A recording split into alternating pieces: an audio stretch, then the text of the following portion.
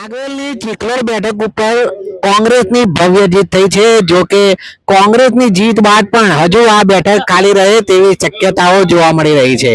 કારણ કે કોંગ્રેસના વિજેતા ઉમેદવાર સોનલબેને કહ્યું છે કે હું ગ્રામજનોની સાથે છું અને જો ગ્રામજનો કહેશે તો હું રાજીનામું પણ આપી દઈશ। મહત્વની બાબત છે કે કપડવંત તાલુકા પંચાયતમાંથી ચીખલોડને છૂટું પાડી ભાગવેલ તાલુકા પંચાયતમાં સમાવેશ કરતા જ ગ્રામજનોમાં રોષ વ્યાપ્યો હતો, જે હજુ યથાવત છે। સોનલબેન, આજે તમારો વિજય થયો છે, શું કહેશો? આજે અમારો વિજય થયો એટલા માટે એમ કે માંગુ છું કે ગામના વડીલો જે પણ કહેશે એ અમે કરીશું। એવી પણ વાતો ચર્ચાઈ રહી છે કે હવે તમે રાજીનામું આપશો। ગામની જીત થશે, ગામ જે કહેશે એ અમે કરીશું।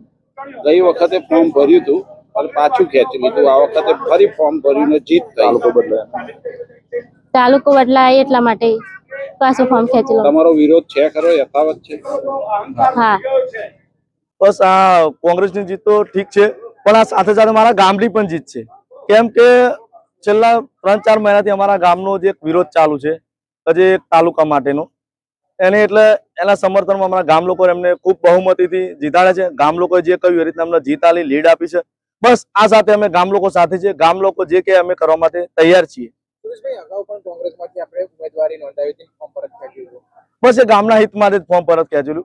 હવે તો જીત થઈ છે, રાજીનામું આપશો? ગામ કહે તો સાહેબ રાજીનામું આપવા બી ગામ કહે, ગામની જીત છે, મારી જીત ને ગામની જીત છે।